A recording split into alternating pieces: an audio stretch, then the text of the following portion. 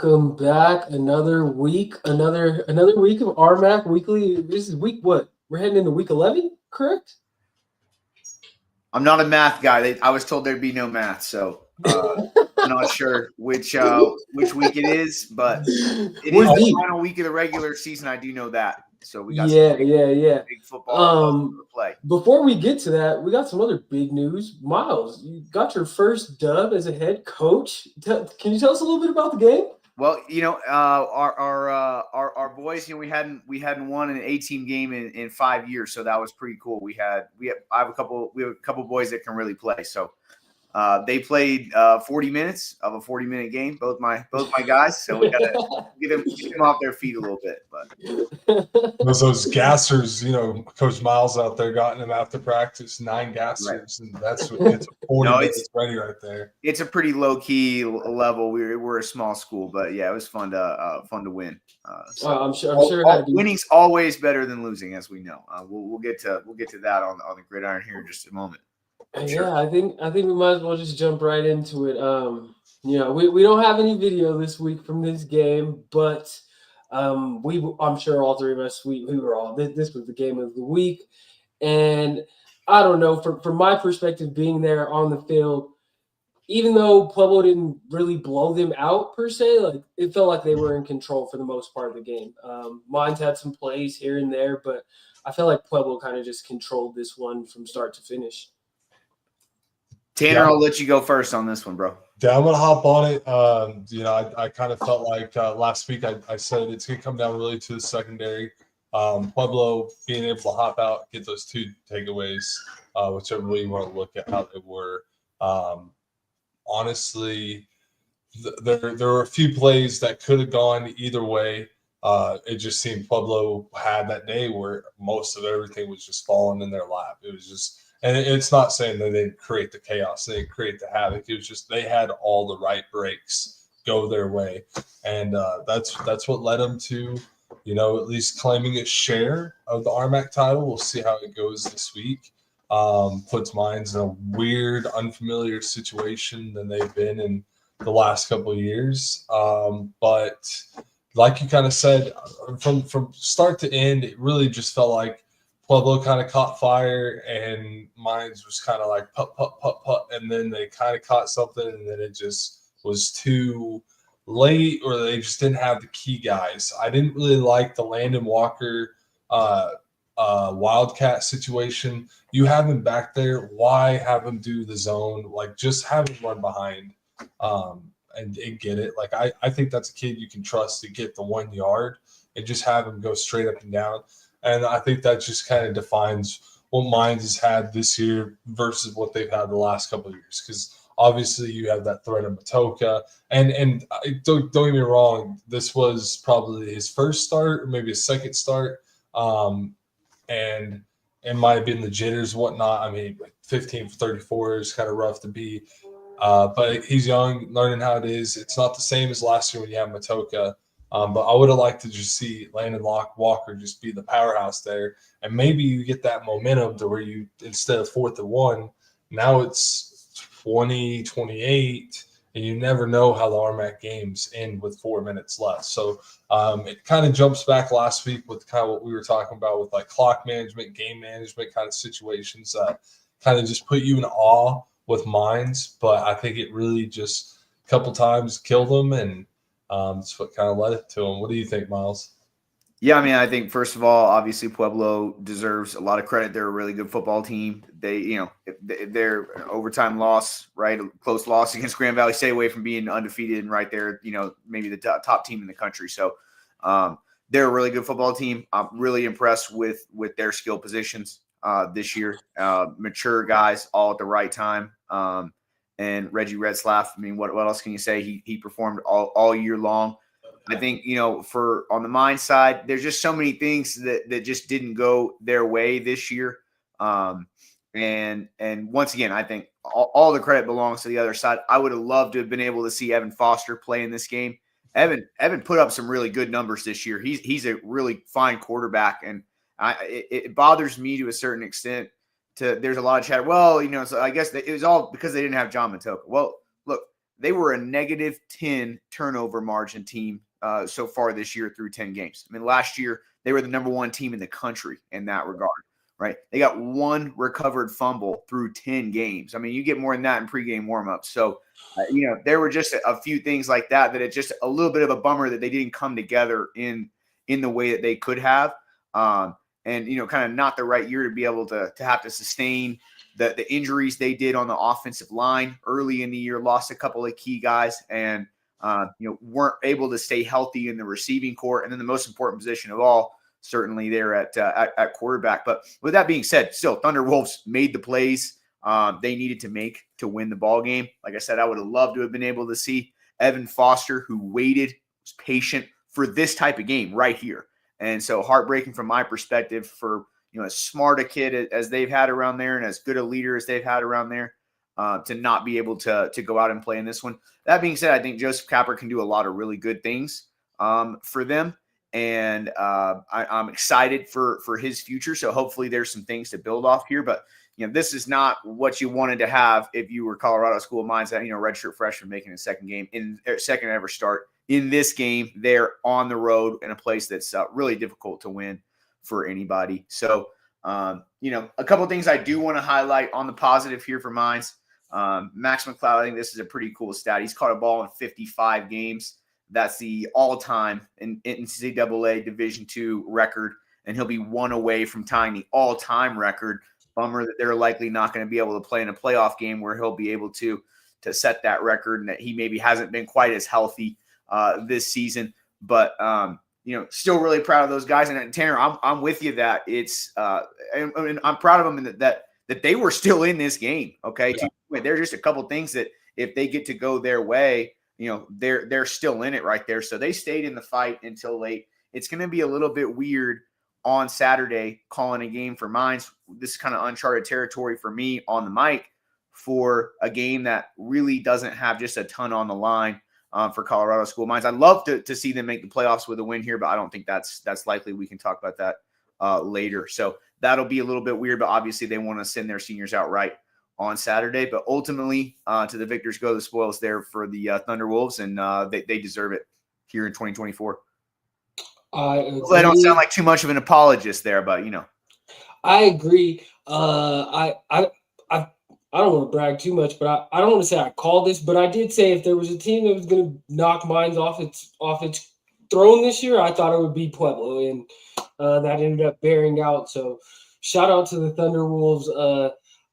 I don't know. I've been telling all the people that I talk to about D2 football, like other guys around the country, I just feel like this year is so wide open. And if they can actually get that number 1 seed and have everybody come here through Pueblo, where it's going to get cold pretty quick here, I think they have a real shot to make a deep run. And I'm super excited to see Pueblo. Like, I can't wait for the playoffs. I'm itching for it, guys. I mean, they got veterans and the right players in all the right places. So they're definitely incredibly dangerous here as we get down the stretch.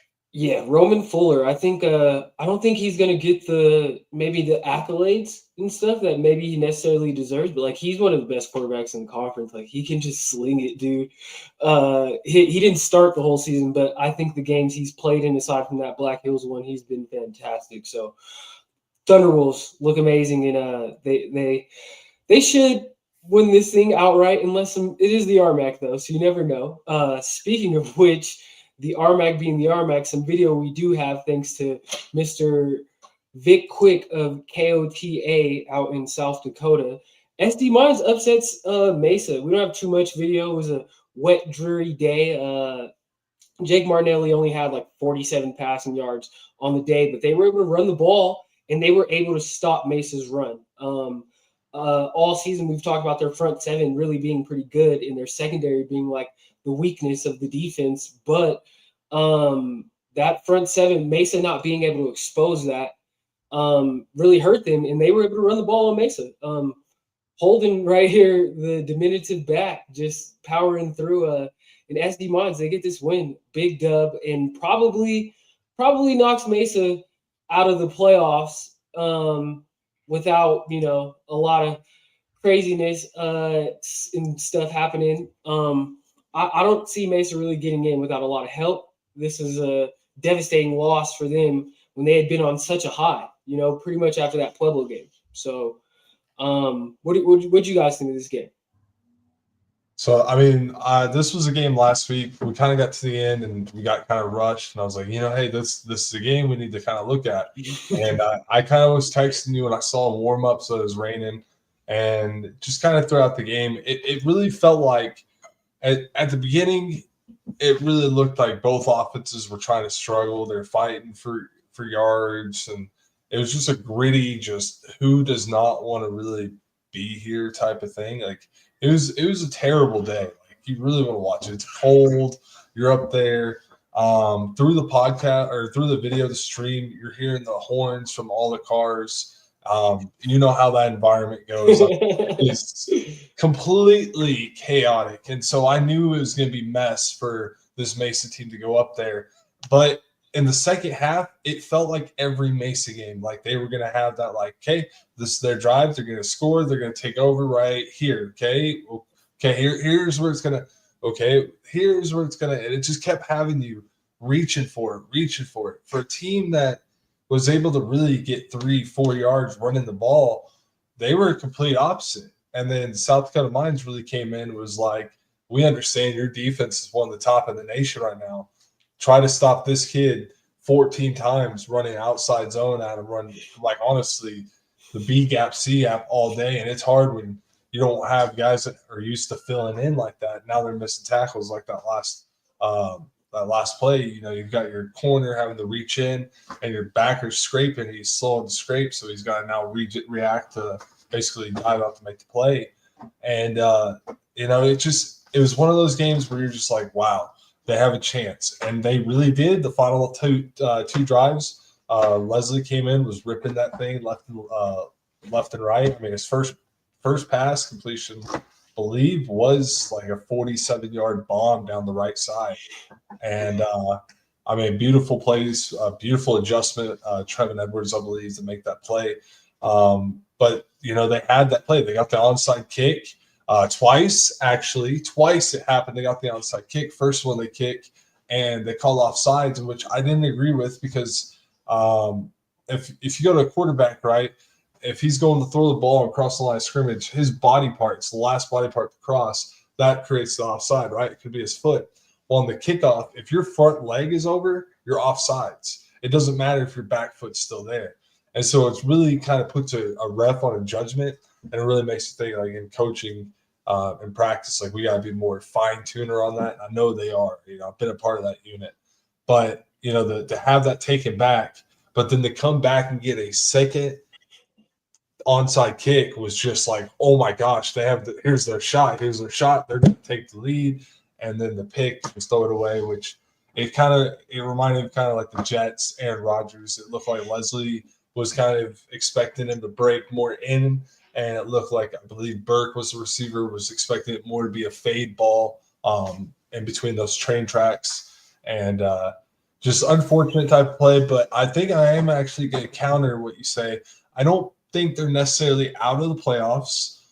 They have a huge game coming up, which we're going to talk about. We're going to talk about the bracket and everything, what it stands with the standings. We have a lot of games right there that are going to shift around to this final week. That if Mesa handles business, the Mavericks could be in. I know that makes your heart a little bit happy there.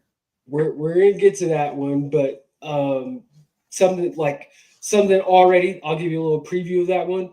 If Aiden Taylor carries the ball 20 times and only has 50 yards, they're not beating Western.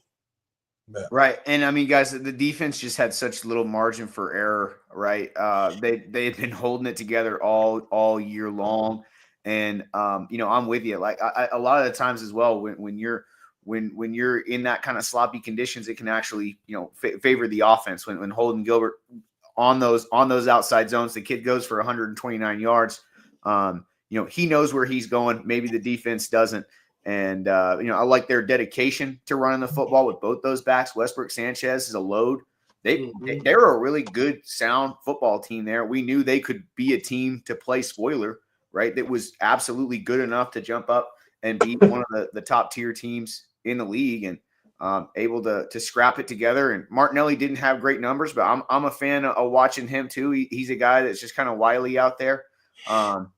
And yeah, it was a gutsy victory for them, and definitely a tough one for your Mavericks. So we'll have to talk about the playoff outlook here in just a moment.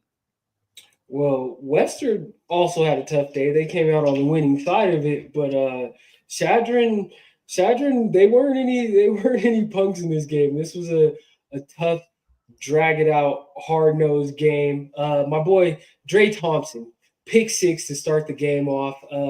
Big fan of his, big fan of everything he's doing, man. Like the Western secondary really had kind of been getting exposed ever since Ethan Maxwell Sanchez got hurt in that Pueblo game. But look at these guys making plays out here. Just hard hitting, just I can just let the highlights go, dude. Kavondre Carr blocking a field goal. That's crucial. You know, seeing how close that score was, those are points on the board, and momentum and whatnot. Western, they rallied. The first half, Drew Nash threw 2 picks. But you'll see as this video goes on in the second half, he kind of got it going, and they were able to pull this one out. This defense, man, Stevens is nasty. They're so much fun to watch, dude. Like I would hate to play quarterback against them. It's wild to see an offense with 2 left-handed quarterbacks. That's like the weird thing for me to notice. But 2 left-handed quarterbacks for Chadron. Well, Preston Pearson, he was a quarterback last year and like made the transition to receiver, but just injuries and whatnot and attrition throughout the season, he ends up playing quarterback in this game. How about Jordan Grieger? Was Jordan? You know Jordan, right? Yeah, Jordan's one of my best friends. Man, I call him. I don't even know how to say his name. I call it Gregor, and which he'll probably be on me. But I was proud of him, man. It was cool to see him get there, make some plays. A little bit before there, Hunter O'Connor with a big hit. And then Western, they ended. You'll see Giger number 30. Super excited, man. Real big moment. Happy for him, the senior, getting the dub on senior day. Western handling business, but like I said, this one was close. It wasn't. They didn't just. I don't think they just handled Chadron the way, by my point of view, that I think Pueblo kind of took it to mines. Like I think Western, they could have lost this game, dude.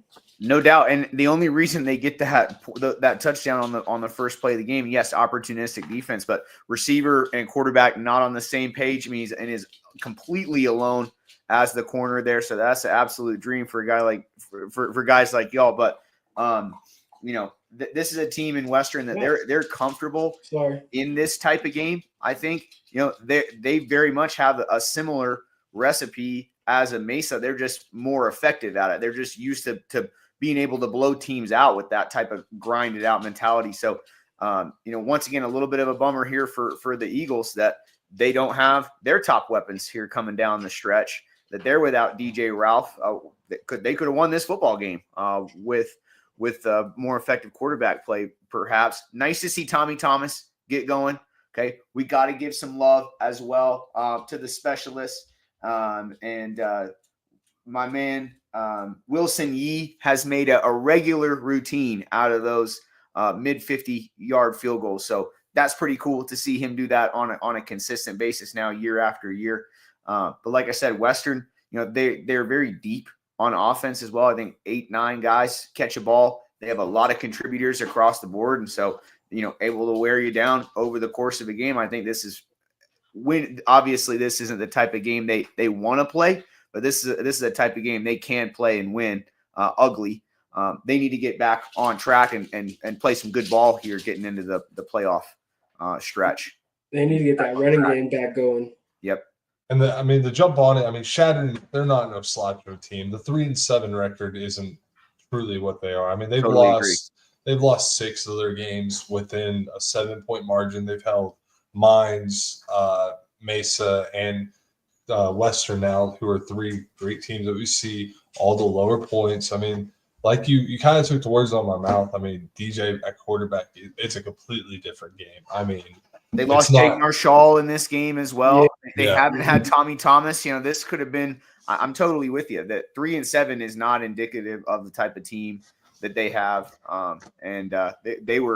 They were bound, just kind of like we said with South Dakota Mines, that to be able to play spoiler, beat somebody here down the stretch, and Western may be fortunate to get out of there with a win.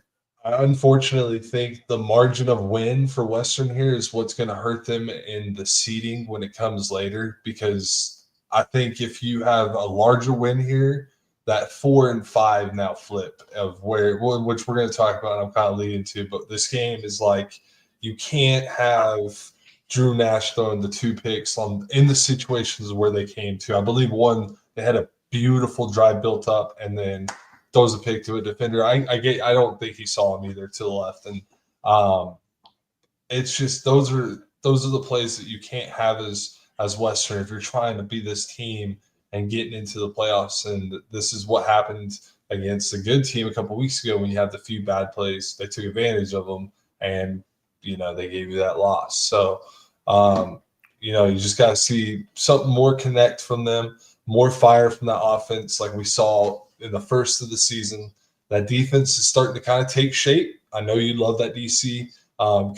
We both talk about how it's wild to see the players are sitting there staring the last second, and then they look and they're playing. But he just has it to what they need to be in. And so it's going to be cool to see this final week. We're going to get into it, but it's a big week for Western. But it's also a big week for Chadron. They get to play another spoiler hopes against a really good team this week.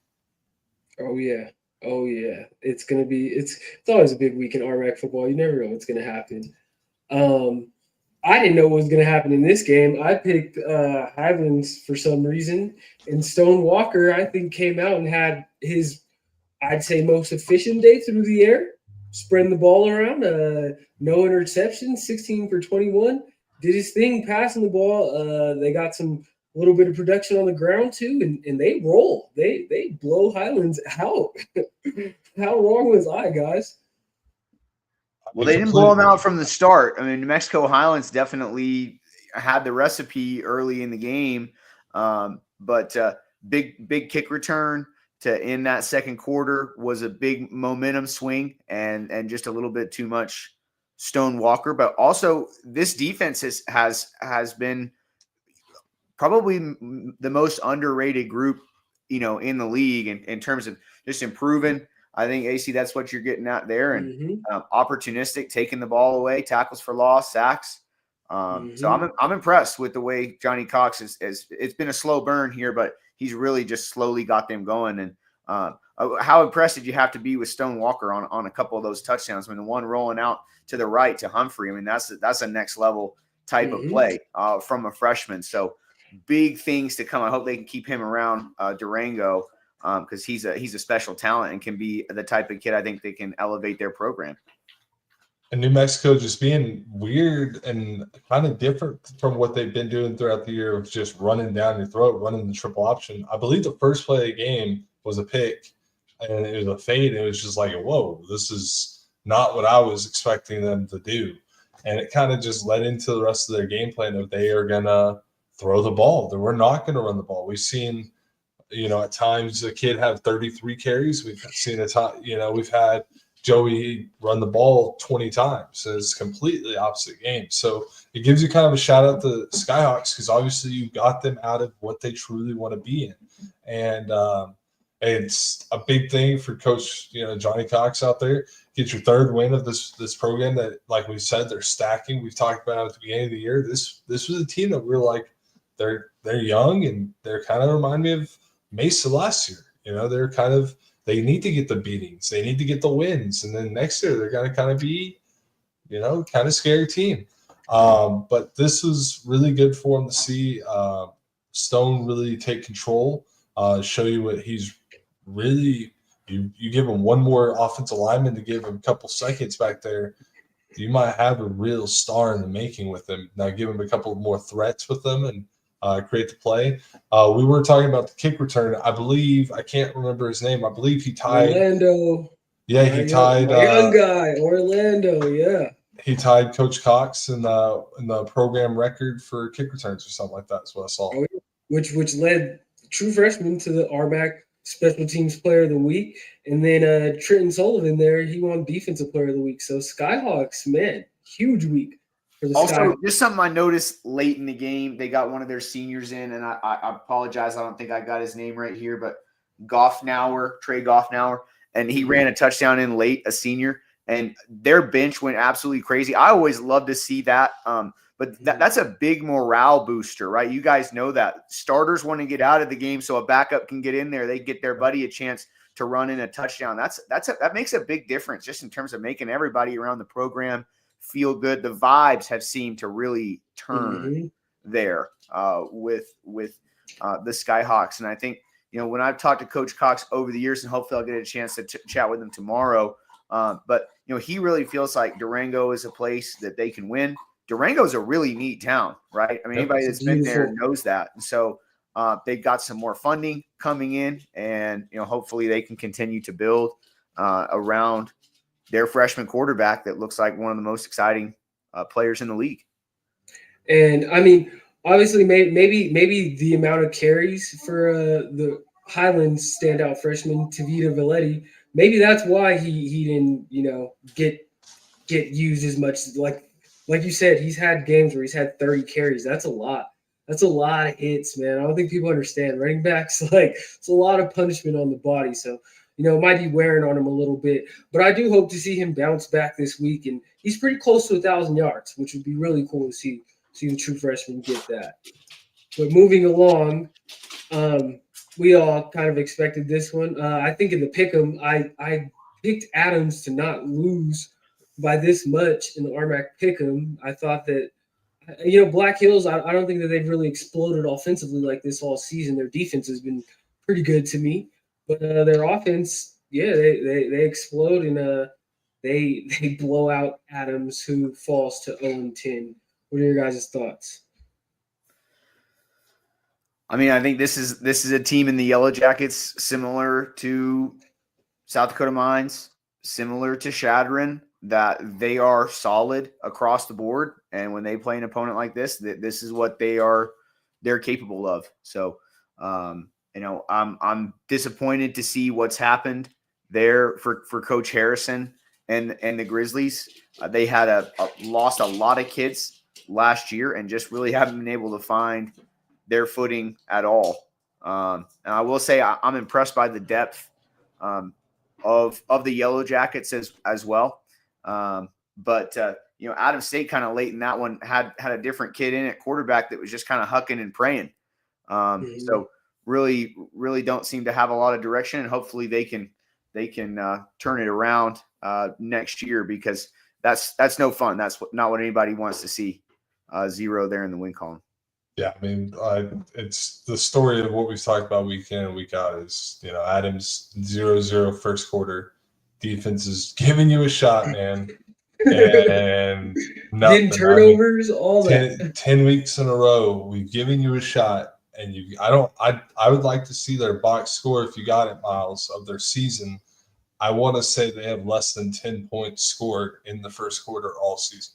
And that is rough to play and be a part of. And so you got to hope something just changes to where maybe it's the players that they brought in this young group. They kind of get this Fort Lewis kind of kick of, get a few wins next year, build up and, get up there, take these lumps, let this class graduate. Let's give them a final senior day potential win. You never want to count it out. It's your final senior day, go out with a bang, right? But Southern Nazarene beat Ouachita a couple weeks ago at 18. So anything is definitely possible. No doubt. By the way, they scored 54 points this season in the first half, so that would be an average of about 5.5 points a game. So to your point, Tanner, that's just not enough. They've been better in the second half, but that's demoralizing. Do they go scorched earth next year and go the Fort Lewis and Mesa route of we're going to just play all of our young recruits? We're not going to go the JUCO route. We're not going to bring a bunch of transfers, because Adams does deal. They're heavy in the JUCO out in Cali and stuff, in the recruiting stuff. Do you think it's time for hey, just play all your freshmen and let them take these lumps and grow? I mean, as kind of a coaching aspect, yeah, you got to see it. But at the same time, they've changed the rules now to where your freshmen should have gotten at least one game this year. They get 3, I believe, Right. Before they redshirt. So you should have at least – I mean, this final week, any kid that has not maxed out, you're throwing them out there and you're like, let's see something, right? But, that's to the whole aspect of it. Like, you've got to see what your future is going to look like. And if at some point in the middle of the year when you were 0-7, you didn't make that change to that freshman, why? What is it? Where's the development? Like we said in years, they've been in the JUCO. And it's not shots at them or anything like that. It's just as a program, where do you go? I mean, we've seen Fort Lewis when we both played to where they're at now. It's milestones different. Black Hills when we both played, they were a completely different team. Now they're milestones different. And so you gotta hope that they can be able to recruit in the state, which is already hard when you have Mesa and Western running the state. Honestly, they get a lot. Like the last 2 years, Mesa's won by over 20. Western's been right behind them, and then mine's been kind of right there. And then you got Pueblo and all them. They kind of reach in for those top kids, but they're going out for what they can reach for, right? Mm-hmm. Which is what they can bring up. But I'm gonna throw it over to Black Hills, man. Like for Doobie, I really think the stats don't do him a favor. He was kind of balling and he was making some plays happen that you just don't really see. And he did that against Pueblo a couple weeks ago that you got to see. So it's cool to see this happen. The defense stepped up.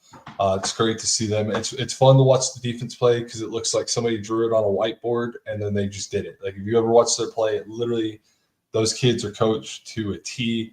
And it's cool to see them get to 500. Now let's get over 500. Let's go get this next win. Yeah, final thought. I might be stealing your thunder here, AC, but I mean, Luke Doobie can ball. He's a fun guy to watch. He looks the part, and he's a really, really good quarterback. And like you said, they've kept basically their entire coaching staff together. They've kept all those kids since COVID. Coach told me a couple weeks back that when COVID hit for everybody else, that everybody else said, "Oh crap, we got our football season canceled." They said, "Okay, good, we got our football season canceled because we weren't going to be very good." And they built from there, and they are a really solid, fundamental football team. You said it, Luke Doobie. He's a baller. The stats, and I think he's a baller. I think their receiving core is too as a whole. Like I was really impressed with them the times that I've seen them in person this year. I just think they're solid guys that know how to do their jobs. They run good routes. All of them can catch the ball. Like they're like 4 deep with guys that are all good and can explode for 100 yards, 60 yards, a touchdown here, a touchdown there. They got a lot going there. I'd like to see Doobie. I'd like to see it translate more onto the stats. You know what I mean? Yeah. Like 177 yards. Like he's too good. He should be throwing for 250, 300. Maybe that's asking a lot, but I do think he's that good of a player. And that's been without TJ Chukwura, who was their best player. But I got to talk to the coaches at Mines, and they said, "No, don't be fooled. Their receivers can really play." So that's a good offense. Good to see them go out and get that type of win. Oh yeah. The big thing that we're going to talk about, we had another regional rankings release. As you can see, as of this moment right now, CSU-Pueblo is holding that number 1 spot. But Augustana nipping at those heels, and this is going to be like a photo finish. You know what I mean? Because, whether we like it or not, we talked about Chadron is not an actually – like 3-7 is misleading about how the quality of team they have.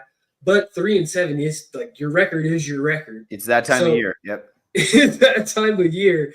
If Augustana gets that win over Bemidji, who's number 7 and in right now, that may just be enough to push them over Pueblo, regardless of Pueblo winning the RMAC outright and doing everything. It's going to be so close. Like, I'm not saying that's what's going to happen, but that is on the table. People should be prepared for that possible reality. But just looking at this as a whole, what are you guys thinking? That's the first thing that obviously jumped out to me. But what do you guys think? I mean, like just looking we've got teams that are playing each other, obviously, Augustana and Bemidji. They're going to play each other. Somebody's going to be the winner there. If it's Augustana, then that 7 spot opens up, right? So now you got Sioux Falls and Mesa. Sioux Falls is playing SMSU, and I believe they are 0-10 on the season. Ooh. So we're going into a rough situation of kind of a prayer for that to happen. But you also have Western Oregon and Central Washington playing, which also kind of creates another spot. But for Mesa, walking in this week, you're playing against Western. And I think this is a very big resume game of you deserve to get in, right? Like Bemidji State, I see you right there. Your last game of the year, you're playing an 0-10 team. It's kind of come down to what I talked about with Western and Chadron, right? That picture of margin of victory. But if Mesa pulls that out, it's going to change to where I really think Mesa gets a shot, and maybe Western surprisingly doesn't. Or, I really could see something be surprising. But I could also see that number 1 seed not being locked up with a victory, just based off the strength of schedule of what Augustana is having to go through. And they've got a pretty good strength of schedule compared with Pueblo to say they deserve that number 1 spot, even though they had that loss. It's going to be hard. I think it's kind of a two-prone thing here, because if Bemidji beats Augie, okay, then Bemidji belongs in the playoffs, right? That could potentially push one of the RMAC teams out, right? But if Augustana beats Bemidji, right, then potentially they are leapfrogging CSU-Pueblo. So that's kind of a tough one to choose if you're an RMAC fan there, because I think the scenario where we get 3 teams in is Colorado Mesa beats Western Colorado, and then Augustana beats Bemidji, because you can't have Bemidji win, they're in, and you can't have Central Washington beat Western Oregon, because then they belong in at 7-2. So I think that's, like we said, there's going to be somebody left without a dance partner here at the end of the season that probably belongs to be in, and it's going to be a tough spot to be sitting right there at number 8. To even have a shot with 3 losses, look at the other brackets. Look at bracket region number 2. There's teams that are not even making it with 1 loss. So it's kind of like we're lucky to be in Super Region 4 and kind of have this 3-loss picture. But man, we're in that final week, and we're lucky. We're lucky at just the times. We're lucky that this year the NSIC kind of ate itself alive and all beat up on each other. Like, dude, we went 9-2 3 years in a row at Mesa and went to the playoffs 1 time. Like, they are all lucky that, things have played out the way they have. But if we had to pick these games, like, of the 7 teams, obviously, like the Bemidji Augie game, like, if you guys had to pick that game, I don't know if you guys have paid any, adjacent attention to the NSIC, but if you guys had to pick that game, who do you guys think wins it? I unfortunately think Augie, just based on how they've been playing. And Epperson is fun. He looks like he's turning it up. Like, these last couple weeks, he looked pretty nasty last week. Yeah, I really do think that, and that's a tough team, dude. Like, I've seen them play Pueblo my junior year, I believe it was, and so just that program is their coach, and they have a culture, So that's a team that you don't want to see in the playoffs. Really, top 5 teams you don't want to see in the playoffs. And so it kind of comes down to those final 2. But does West Texas have any shot at upsetting Angelo? We've seen, you saw West Texas in person, any week. I mean, I think so. If that quarterback's still healthy, that kid can really move. Yes, yeah, he can throw too. He's similar to Stone Walker. He's quite an athlete. I'd even put, in terms of just pure athletic ability, he's maybe the most dynamic quarterback I've seen at this level this year. So I would say they would have a chance. I would also take Augustana. They're just they're just every single year this time of year, they seem to be put together the right way. Really impressed with them. Got a chance to to chat with their coaching staff last year, and they, Jared Epperson there at running back is their stud senior stalwart that they kind of built around there. But Coach, and I forget how to say his name, Olszewski, I think, is definitely has his team historically in this spot year after year for good reason. So how well, the other game that jumps out to me is I feel like I want to say they started out the year ranked and they were expected to be a lot better than they have been. But what about Mankato going up to Duluth? I've seen Duluth. This is actually a team I kind of randomly peeked into. Their lineman, this is now 2 years. He got invited to the East West Shrine game. Second year in a row, they did. So they're going to be a big physical team, and that quarterback. They have Wall Jasper as the running quarterback up there. Yep, and they're a big running team. Like, I mean, that's NSIC though. They're a powerhouse. Run the ball. Try to run 30 times a game. You're not going to see really on average. It's cold up there. You're not going to throw the ball 30 times a game. But they're lost to Moorhead, and then Augustana, obviously, and then Northern State. Those are their 3 losses that kind of caught them off the bat.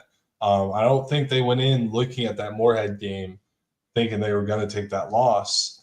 And then I think they got to the Augustana, took a beat. That's when they lost their quarterback for the game. They come back and play Northern State, lose a tough game by 3 points. Then you play Sioux Falls the week after, and you lose another game by 3 points. So it was just kind of like kind of what Mines has gone through. Just like you got beat up, and then you just caught everybody right in that moment when you're beat up. You got to go through it all against the gauntlet, right?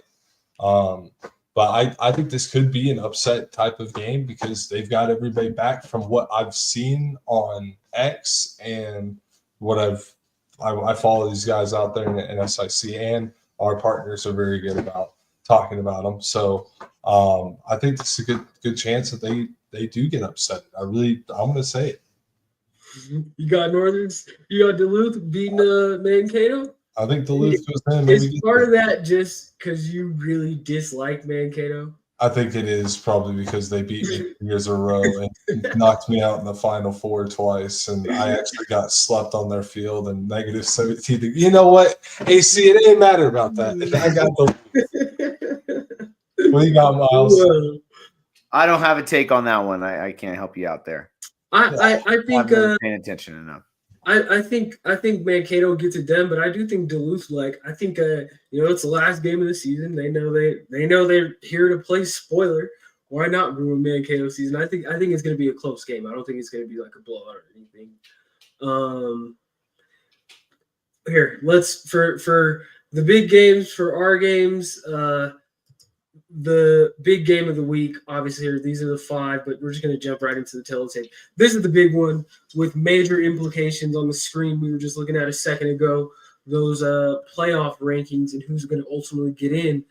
Who do you guys think? I'm going to let you 2 guys go first. Give me your take, and I want to go last on this one. Nice. All right, I'll jump in on this one. I'll take Western close. I definitely like Colorado Mesa to keep this one interesting. They're teams that know each other well. Obviously, we've seen Mesa all year have basically since week 2 have shut everybody down under 20 points.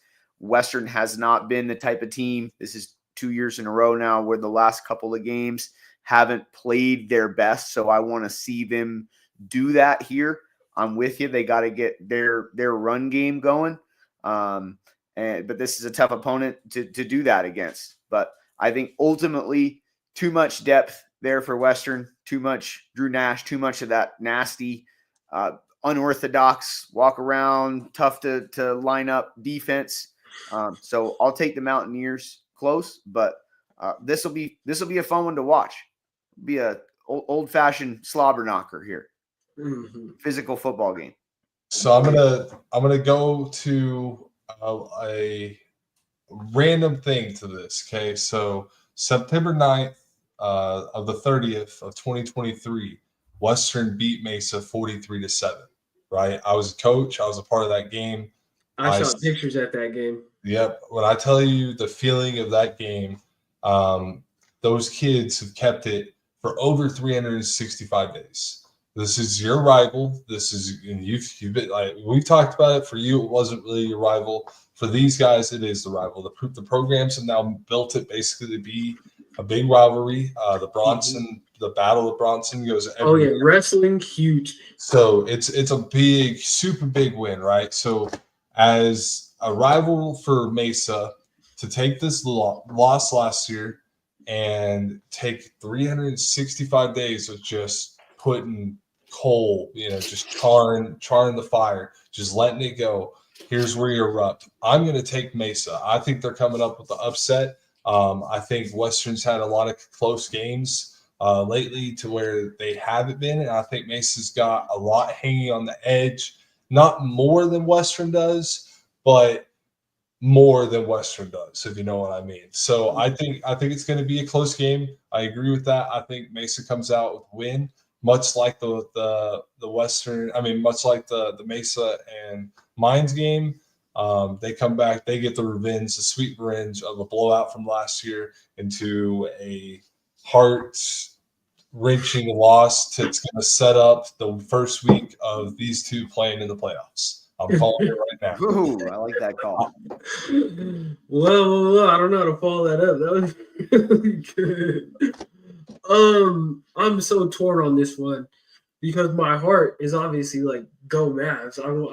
Mesa hasn't beat Western since I played in a game versus Western, so I want them to beat Western really badly. Like I'm not gonna be shy about that. But my head says, no way, dude. Western, like Howard Russell did have some big runs. Pueblo was able to kind of crack the code on that defense, but like I don't believe Mesa's going to be able to run the ball. I think those young linemen are like building and they're on their way, but they're about to deal with Ricky Freeman and Jaden Young, and those are two big savages. And then that Kendall Hollowell, that front seven is just nasty. They're all over. I think it's going to be a long day for Mesa's quarterbacks. And I don't think they're going to be able to run the ball. I think they're going to be forced to be in passing situations. And I just don't trust them to capitalize on Western's weaknesses. I don't. That's what my head says. My official pick, I'm going to have to just go with my head. I can't go with my heart. Like I've watched these games and I've watched these teams all season. I just saw what I saw last week. Western secondary looks like they're out to prove something. I want to say they had 3 picks last week as a crew. Blocked a field goal, and I think Ricky Freeman, I think he's due. I think the Pueblo game, he kind of got held in check a little bit respectfully, and I think he's due for another game wreck like he had versus Mines. So I'm gonna pick Western to win. But I do think Mesa is going to keep this really close, and I think it's going to be similar to the 2022 game. Remember that game with Karst Hunter, where I want to say, did it go to overtime or it was really close to going to overtime? Like Mesa got stopped at like the 2-yard line, and they could have scored. I think it's going to be that kind of game, but I think Western has more experience. Drew Nash being at quarterback, I think he's in that argument for the top quarterback in the league. I think that shines through, and he makes just enough plays to get Western over the hump. But Mesa they're on their tail. They're coming for the Mountaineers like in these coming years. So I don't think they're going to get it done this year, especially not coming off a loss where their running game was kind of stymied. I think Western even has some similar things that they can do that SD Mines did really well with their running backs. You saw in the highlights, Westbrook Sanchez out of the backfield. I think Braden Hope catch the ball out of the backfield. Bryce Vaz catching the ball out of the backfield. And then just the diminutive backs and how hard they can actually be to tackle when you're running that lane and whatnot. I think that could pose some more problems for Mesa this week. So I think Western's going to get it done. I think the Mesa faithful can take a deep breath with your track history on big game picks in the past couple That's weeks. right. So. Hey, man. Huge win for the Mavs. Hopefully, like I'm not going to be mad if Mesa wins. Like, It's gonna be I'll huge. be on this podcast next week with a Mesa shirt next week if they win that game. So good luck to both teams. I do think it's going to be an awesome game. I think Mesa's defense, I don't think they're going to just get waxed how they did last year. I think they've grown up quite a bit on the defensive end. I think Mesa still needs to take a step though offensively to really beat a team like Western. That's probably that's by far the biggest game. I produced this or whatever, so I thought this was the next biggest game because I do think Chadron could, it's their senior day. Hunter O'Connor's last game up there for the Eagles. I think they could make this game, tighter than Pueblo wants it to be. And I think Pueblo might be pressing a little bit just to win this game by a big margin because that 1 seed it's going to be tight if Augie wins that game against Bemidji. That's going to be a huge win for them. So I think Pueblo, this has the potential. I think Pueblo's going to win the game, but I think it has the potential to be a little bit closer than people think. Could be a little bit of a letdown as well after the rest of their season. The previous couple weeks were huge games. Got to keep that human element in mind. With that being said, I feel like Chadron, I don't know the status of Jake Marshall. I don't know how healthy they are, if they're really able to hang with them offensively. CSU Pueblo just has too many weapons. Their wide receivers are really, really good. If it's not one guy, it's another. The running game is really good. Doesn't seem to matter who plays quarterback. 42 points a game is pretty darn impressive. So I'll take Pueblo comfortably here, although it wouldn't surprise me if Chadron State's able to keep it close with these guys having to head out east on the plains. They're at Chadron. Yeah, I'm jumping on with you. I don't think this is gonna be a close game. This is what we call a marginal game. You have to win by marginal matter. You don't take it disrespectfully. As a Chadron staff, personally, being on this side, you've seen it or I've seen it. But I think for Pueblo, you have to put up the points to show that, hey, we are this team. We deserve this number 1 spot. And I think that's kind of what they're going to come up. They're going to do. Do not be shocked if we see our boy Steve out there, AC, back there slinging a few times. Because I think they're going to give the kid at least one drive. Man, he deserves it. He's been there his whole career up and down. Might as well just let him out there. Let the young guys play. We've talked about let some of those guys. You're up by 40, whatever. Let some of those guys come in and finish their season. And I would like to see Steve, Wild, Germano, those guys get out there and have a couple. Oh man, I want to see Wild. I want to see Wild get out there and really get to play. I could go on and on about that. Big shout out to him. But here, let me play a little bit of devil's advocate just to make this interesting. Pueblo obviously is going to want to toss that thing over the top. Isn't that what Hunter O'Connor wants? Isn't that what William Stimler wants? Like, they have pass rushers. It's not like they don't. And it's not like I don't – like, don't get me wrong. I think Howard Russell is by far the best running back in the league. But, I think Chadron's defense is one of the best in the country, actually. Their record's their record, but their defense is fire. And I think this is their last game. Like, you guys don't think that is going to have them really, really up to play? You don't think Hunter O'Connor is one of the best defensive ends in the country and can wreck a game?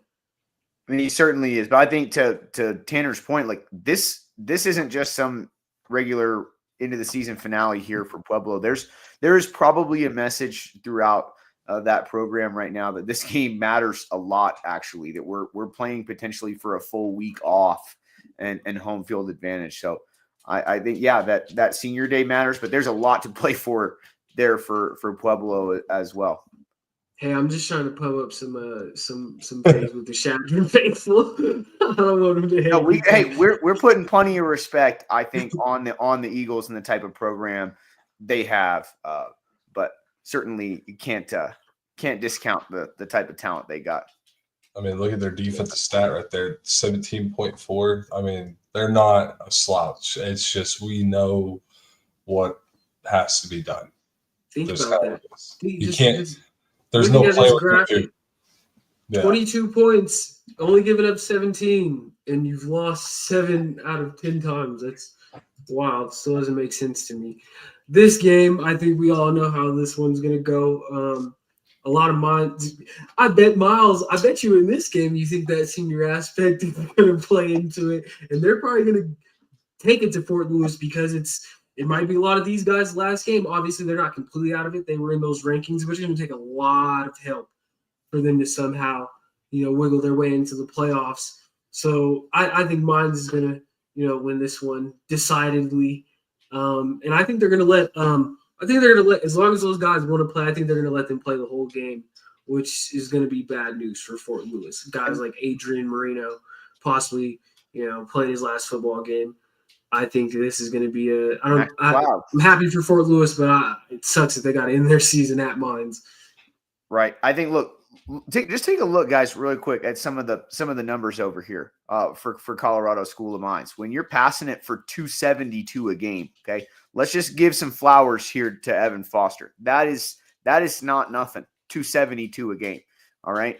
A run defense holding teams to $110, and the defense holding teams to 21 points a game. Now, obviously, they've been scoring more at like a 40-point clip than 35, but boy, I just you showed me some of those raw numbers early on in the season. I wouldn't have thought they would have had 3 losses at this point. So really, you have to go back to that turnover margin at -10. That is a shocking number to me for Colorado School of Mines. 18 sacks in 10 games. But with that being said, I think they've been so good at home, right? We know that they've been a completely different team at home than they have been on the road. Even against Western, they came out and they did their thing, despite getting punched in the mouth early in that game. So I think this is going to be too much for Fort Lewis, too much veteran play over there for Colorado School of Mines. They've got to still play with some desperation as well, considering they are on the outside of that playoff hunt, but still potentially in with a lot of help. So I think they got everything to play for with their seniors. They got a lot of really good football players. And for Fort Lewis, this is probably a tough matchup for them going with about a 6-hour drive over there to Golden. Yeah, I do expect Evan Foster to play in this game, by the way.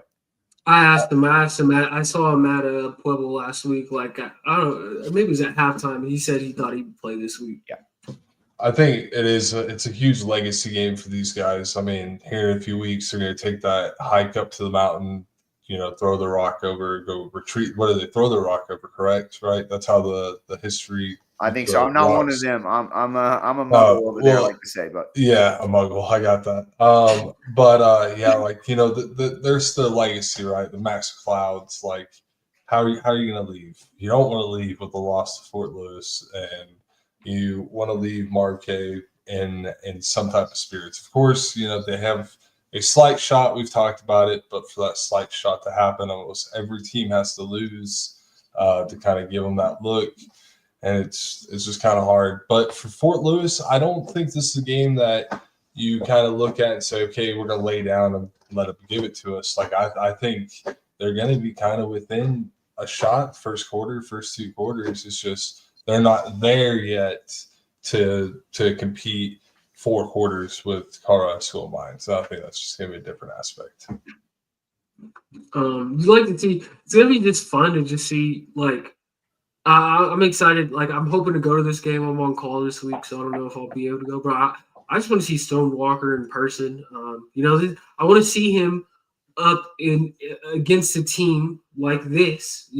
Right. This is going to be like a litmus test. You know what I mean? Yep. This is going to be a good test for him as he heads into the offseason. I'm like, hey, if I want to win and compete with the teams on this level, this is the steps I need to take. So I'm super excited to see him, even though I don't think that they're going to, be very successful. By the way, I've had that conversation with Coach Cox over the last couple of years, them having that respect for Colorado School of Mines, having them as a measuring stick type of team of, hey, that's the level we want to get to. So this would definitely be a big one for Stone Walker. We'll make the plug here, myself and Josh Dover on the call on the RMAC network at noon. Real nice there. I'll be listening. I'm hoping I'm there. This one, it's Highlands has to take a long road trip up to Black Hills. Highlands, if they were the running team that they had been most of the season, I still probably wouldn't pick them because Black Hills, you see that number 77, as impressive as 110 a game is, 77 yards a game. That front seven is fire.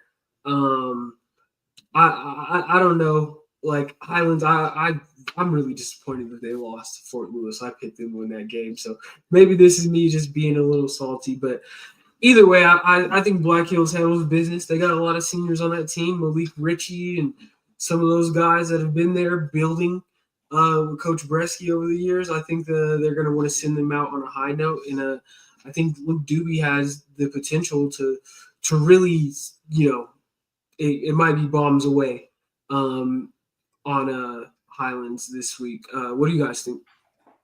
I want to jump and say basically with the upset of last week, I think this game is in Black Hills' favor. If you can take kind of what Highlands just went through and take that game plan of making them get out of their running and throw the ball, you're perfectly in a game plan to win. And I think if that happens, then Black Hills wins by a substantial amount. But if Highland's able to control the running, then this game is going to be closer to where I think they could potentially pull up off the win. I wouldn't say this is really upset, but really a win. And which would be great for a first-year coach to say, we got 3 wins, which is a good marker point, right? But like I said, you want to leave Black Hills over 500, kind of give this next era of what we're going to be building a positive mark and not a negative mark. And I think they're just going to be a little bit too much to handle, especially if they can stop the run. And so Black Hills.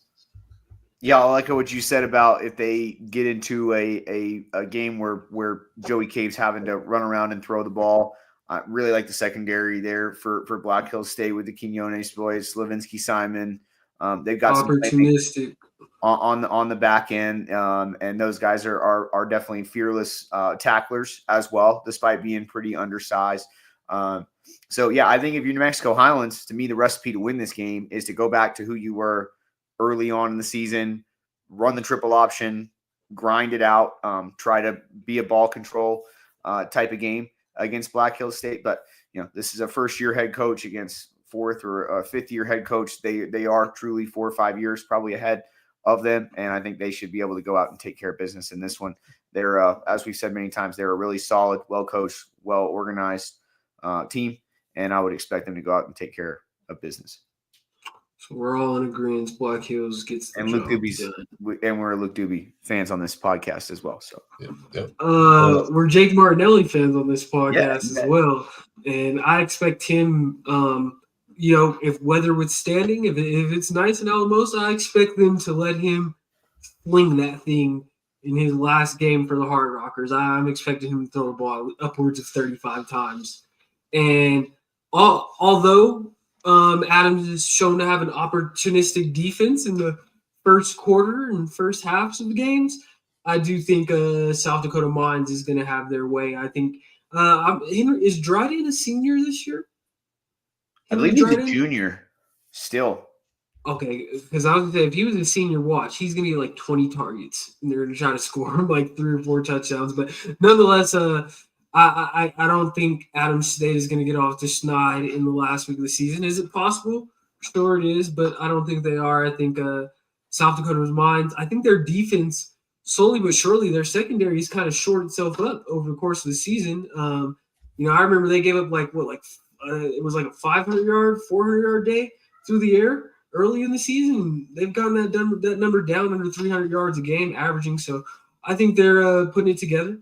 I think they're going to probably win this game pretty comfortably, even though it's on the road and it's going to be a really long road trip. I don't think Adams really poses SD Mines a problem. And I don't know why it says Fort Lewis. Sorry, guys.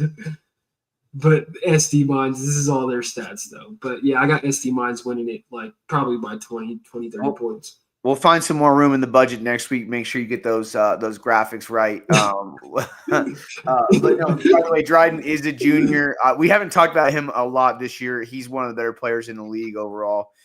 They feel like he's got a chance to be a professional, and really like his game. And yeah, I'm a big Jake Martinelli fan. He was a kid that was recruited by Colorado School of Mines as well. He was a captain last year as a backup on that team. And I love your call of them letting him air it out and go get it.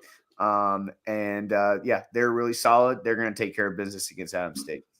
Yeah, it's a bad week to be a Grizzly. You're coming in against a team that just knocked off a team that potentially upset their season, and a team that's senior kind of led. You say he's going to rip it 35. I think he's going to rip it 40, 45. I mean, honestly, it might be a run play, and I'm telling the coach, sorry, I thought you said throw the ball. Sorry. Oh, you want me to outside handoff? I saw a deep right fade.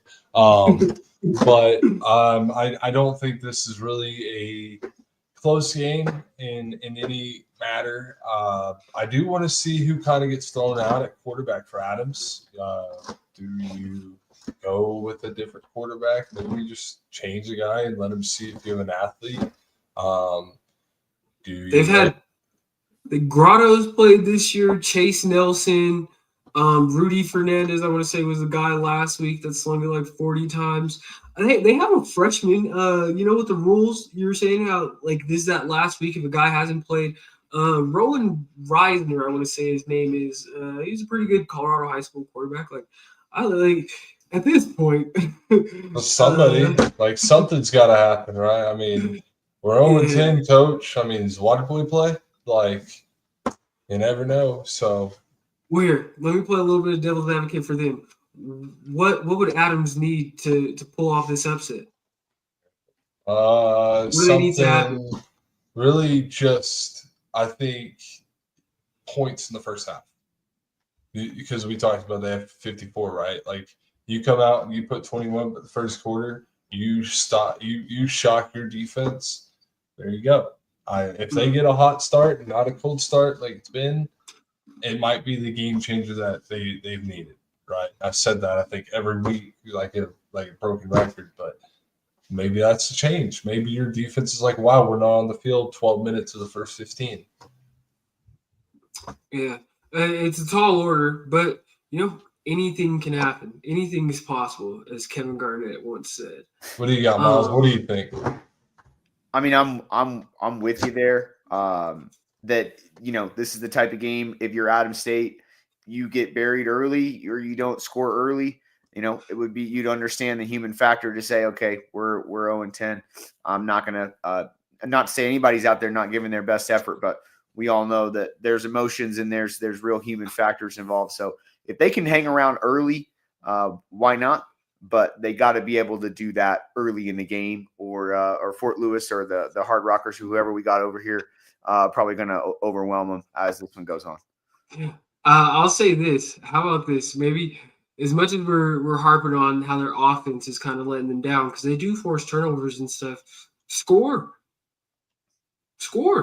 You get an interception, score. Oh, yeah. You can put points on the board. You played on defenses like that. I played on defenses like that. When we did get the ball, we're an offense all of a sudden. Yep. So if they can get a quick pick six to start the game, never know. I guess that's it. What else you guys got going on? Like I said, I'm on call, which is no fun ever, but hopefully I don't get called in and I can go down to the game. What about you, Tanner? I got to drive 7 hours to Oklahoma tomorrow to unload these people's house. I'm moving.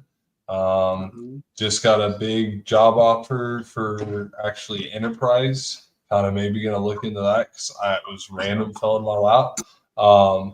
But I am going to say this weekend I'm going to be watching that Pueblo Chadron game a little bit closer than people are probably thinking. I kind of think there's going to be something to watch if Chadron plays how they've been playing. So that's where I'm going to be really. What about you, Miles? Yeah, I'll be there in Golden on Saturday, and then I got DU Hoops on the Fan against Montana State on Sunday afternoon. What's the outlook on matinee action. What's the outlook on the Pioneers this year? Steadily improving over the last couple of years. We lost our top scorer last year, Tommy Bruner. Actually led the nation in scoring. And he's a great kid. If nobody's heard Tommy Bruner's story, it wasn't very well publicized last year, but he made Christmas happen for thousands of kids in Aurora. He's a fantastic human being. He signed with the Trailblazers G League team. So he's been hooping out there. So they got a lot to replace there. But we got the associate head coach a couple years ago from Stanford, and he's really slowly built the program up. So go Pios. We'll try to go beat Montana State on Sunday. So I'll be able to get on the mic on the fan. Before we get out of here, we had one comment throughout the whole show, but I thought we'd throw it up. At first, I put it up because I thought I read it as Chadron, so I threw it up during the Chadron graphic. But he's talking about Charleston. I don't know if you guys are familiar with Charleston. They're probably the number one. Charleston? Yeah, number one. Yeah, in their region. What I know about them, what I think about them, first thing that comes to mind when I think of Charleston is Tavon Wright, that running back. Arguably the best running back in the nation statistically at the D2 level. I want to say he's by far the best running back in the nation this year. Like, isn't he close to 2,000? You guys know what I'm talking about? I'm not very close. I just know they're number one, and it's just kind of a different type of conference. Really, Region 1, we never really got to be a part of. We never played a team. It's not something you never see. But I saw they were like pretty walking through a couple of teams at the beginning of the year. They have a running back on their team that arguably he'll probably be a Harlan Hill finalist. So I'm sorry we don't know more about Charleston. We're way out here in Colorado and more western. But another great show, guys. I'm happy to do it. I can't wait for next week when we can talk some playoff football and just break down that Mesa Western game. I think is going to be wild. We'll have to get some superlatives next week too, so maybe we can crowdsource that one a little bit. Maybe a play of the year. Maybe we can put out some polls online. Just a little on-air production meeting here, but we can do a little award segment perhaps. Since it'll come out here, I'm sorry to keep dragging this on, but since it'll come out before we get to record again and go live and whatnot, let's do our conference players of the year real quick. Is Coach Behill coach of the year, or is Miles in the running for coaches of the year with Mesa? Just taking this big jump that they've taken. I think you go either one, but you also maybe go Johnny Cox too. I think that's a name that you don't just hide. I think it's not enough of a jump to say here's your flowers, but I think it's enough to say, hey, we see what you're doing, and you might get a couple votes. I really do think Miles has a good chance from what he had to start with and build up through versus what the adversity of what V-Hill took over and inherited throughout. So I think those are your two candidates that are going to battle it out. Miles, tell me why it's going to be one of mine's as coaches. Yeah. No, I'll take Coach V-Hill in this one. They definitely had to, Mines had to wrestle that mantle away from CSU-Pueblo. It didn't just fall in their lap, and this year Pueblo's done the opposite and taken it away from them. So you got to give them a lot of credit, and it hasn't taken him a long time to put them back on top of the league and look like one of the better teams and really have a chance. I think we all agree to go make a lot of noise in the playoffs as well. So I'll take Coach V-Hill. Okay. I think it's gonna be one of the two. I don't know, but also Jazz Baines, I know, obviously he won it last year. He's not going to win the award this year. I do need to say his name as well. He's a fantastic coach. They were playing games the last couple of years on fields that were not becoming of their program. To be able to build in that period of your program and continue to build a winner, I'm impressed by that. Yeah. Playing on a lacrosse field is insane. And crazy. I caught myself my senior year. We played there my final game, and I was like, they hit the grass. I was like, gosh, this grass sucks. And he was right behind me, and I felt bad. And he was like, oh, don't worry, I'm getting rid of it. And then 2 years later, they're playing on lacrosse fields, and kind of like you said, man, you got to give him his flowers. The ability to keep players there and be like, yeah, and you're only going to play in front of 5,000 people at max. Didn't they host a playoff game against Kearney that they barely lost? Like was that on the grass or was that on the lacrosse field? It was on I believe that was on the grass. I could have sworn that was on the grass. That year that we lost, yeah, it was on the grass. I don't know. The year that we played, I could have sworn they played Kearney after, and they lost at home. So I know last year was their first technical game. Didn't they get to play in the playoffs? Actually, in the bowl, didn't they play in the bowl? They lost to Central Washington in the bowl, but I'm saying like I think they played a playoff game against Nebraska Kearney that they lost to TJ Davis on their lacrosse field. Nonetheless, let's move on because I know we're all we get stuck there. Offensive Player of the Year. I'm gonna just put the guys out that I think, and you guys react. I think it's either Howard Russell or Reggie Retzlaff. I'm right there. But sure, pick one. Yeah, I'll pick Retzlaff. I'm Reggie too. It's either of the two, but I think Reggie. Take this into account. Russell Howard up until this past week, he got held to 70 yards, but that was his first game, like not having 100 yards, I think, since like Grand Valley, which was like week 2. Whereas I was there, like I've seen like Reggie when he's going, he's arguably one of the best receivers, arguably the best receiver in the nation. But like I was at that Mesa game. Right. I was there. Yeah. So you gotta go Reggie. I mean, Reggie, the ability of what he's been able to do the past 2 weeks, especially, and there is no stopping him. I mean, he said he's the best one in the league. I love Reggie, and obviously I think he's one of the best receivers in the nation, arguably the best, but I think Howard deserves some votes. Howard has been a tank, a horse in all these big games they've won. He's busting the long run to bust it open. Yep. So I just want to put some respect on Howard's name. He deserves it. But what about you, Miles? You said Reggie. Yeah, right? I took Retzlaff there. Defensive Player of the Year. I'm thinking if they win this week, Jason Tommy or Charlie Smith or Colin Sturck. What am I saying? Yeah. But if Western wins, I think it's probably going to be Ricky Freeman. I don't know that Pueblo. I mean, Bone is obviously he has that star name and recognition, but I don't know that Bone, like he had missed a game and just statistically, like Ricky, I think he's going to be above double-digit sacks. Like I think it's probably going to be Ricky Freeman. But who do you guys think? I'll take Freeman. He certainly was able to dominate that game against Colorado School of Mines. That was one of the best performances I've seen this year. We give some love to Hunter O'Connor as well as a guy that faced double teams all year long and was a focal point of opposing offenses. There's some good defensive linemen in the league for sure. But I would take Ricky Freeman. I'll take Colin Sturck. The ability to win Player of the Week multiple times in the year, and to not only get sacks but to get turnovers from that.